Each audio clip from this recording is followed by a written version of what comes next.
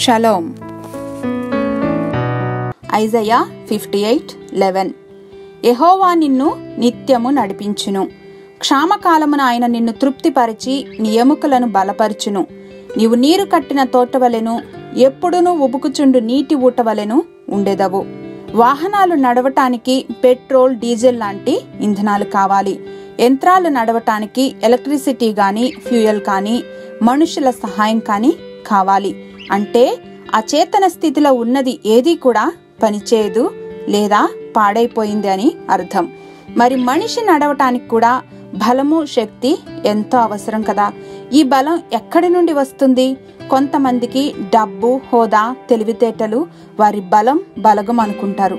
Then what is the source of our strength? Habakkuk అంటున్నారు, ప్రభువగు యెహోవాయే నాకు బలం అని. మరి నెహమ్యా, యెహోవా యందు ఆనందించటం వలన మీరు బలం పొందుతారు అని అంటున్నారు.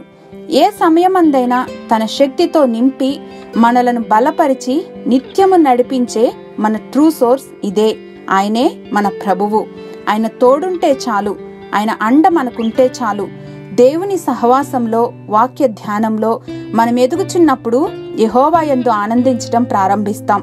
అప్పుడు మన జీవితాలు నీరు కట్టిన తోటవలెను, ఎప్పుడూ ఉబుకుచూ ఉండి నీటి ఊటవలే ఉంటూ ఇతరులకు ఆశీర్వాదకరంగా ఉంటాం. లోకమంటుంది సంతోషం సగం బలం మాత్రమేనని, కానీ మనమందాం యెహోవాయే నా బలం అని. హల్లెలూయా. దేవుని నుండి బలమును పొందుకుని దేవుని కొరకు బలమైన కార్యాలను తలపెడదాం. యేసయ్య నామంలో వేడుకొని పొందుకొని నమ్మ ప్రియ పరలోకపు తండ్రి. ఆమేన్.